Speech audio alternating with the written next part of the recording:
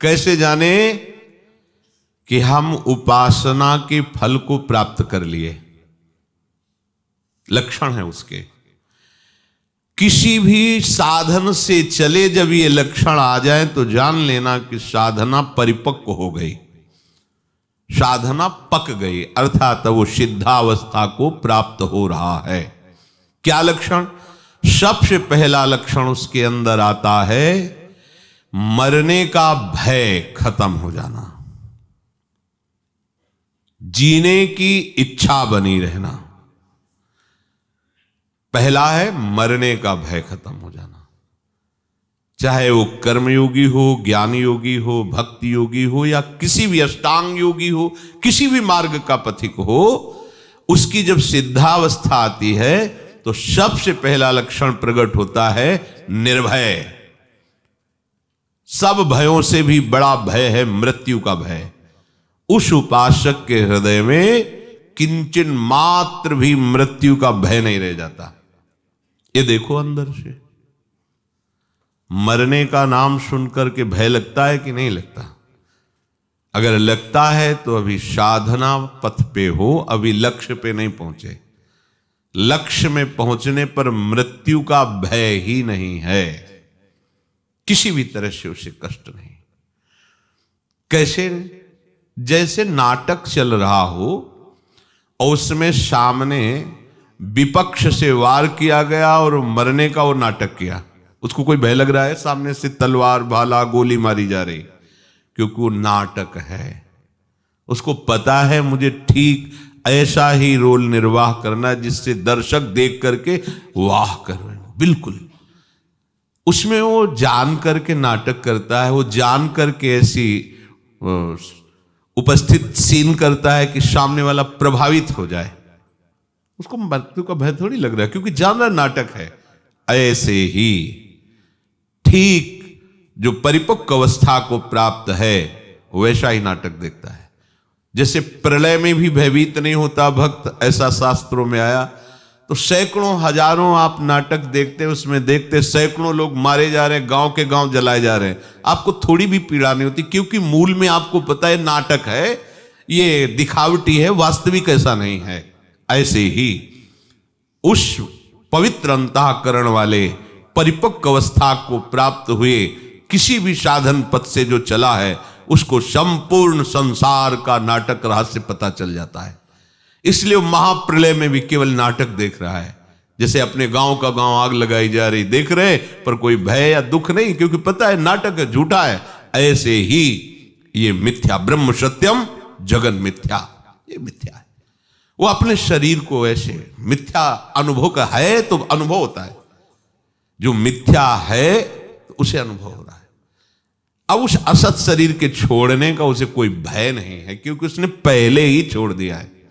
माना हुआ अपनापन प्रभु के चरणों में ऐसा समर्पित हुआ कि देह शुद्ध ही गई, देह कुटुंब ते जाए छूट सब ही विधि नातो। जब तक मरने का भय है तब तक परिपक्व अवस्था नहीं है।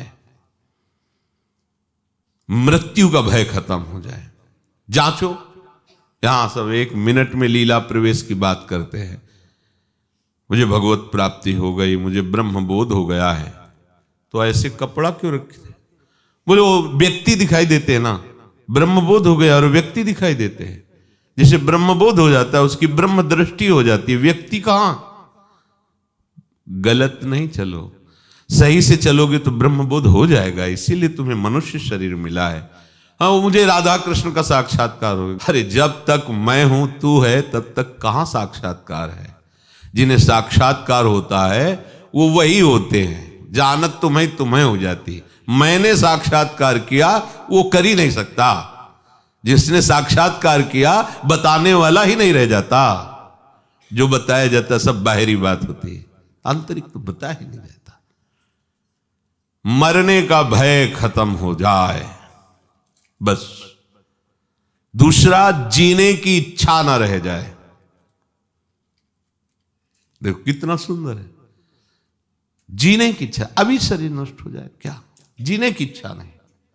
जितनी श्वासें हैं राधा राधा राधा, हमें क्या जरूरत है कि हम शाम तक जिए और साधना करें?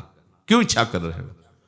श्री जी की इच्छा है कि यही श्वास आखिरी हो तो राधा हो गया। इसलिए हम हर श्वास में राधा बोलेंगे। पता नहीं कौन सी श्वास हमारी आखिरी हो, हम क्यों जिए? अगर जीने की इच्छा है तो शरीर राग है, शरीर राग है तो भोग का सुख भाव है, भोगों का सुख भाव है तो संग्रह बुद्धि है, संग्रह बुद्धि तो जिसको हमने संग्रह किया, जिसे अपना माना वो छूट जाएगा, इस बात का भय है। इसलिए मृत्यु से भय लगता है और जीने की इच्छा रहती है। शरीर राग, कर्ता भोक्ता भाव यही भय प्रदान कर रहा है। मूल बात समझिए, जीने की इच्छा खत्म हो जाती है। जब तक जीने की इच्छा है तब तक अज्ञान है, मरने का भय है तो अज्ञान है। कुछ भी पाने की इच्छा, तीसरा, पहला मरने का भय, दूसरा जीने की इच्छा और तीसरा कुछ भी पाने की इच्छा। कुछ भी, कुछ पाने की इच्छा नहीं, जा ही न चाहिए कबहू कछु। तो कह दे कि प्रभु की पाने की इच्छा। तुम यहां सिद्ध के लक्षण बता रहे, साधक के नहीं। जो सिद्ध हो चुका है उसे कुछ पाने की इच्छा नहीं रहती, कुछ भी पाने की इच्छा नहीं रहती। क्योंकि जिनके पाने के बाद कुछ पाना बाकी नहीं रह जाता, वो प्राप्त ऐसे हो जाते हैं कि अपना पता ही खो जाता है, वही वो रह जाते हैं। कान भय प्राण में, प्राण भय कान में, ही में न जान पड़े कान है कि प्राण है।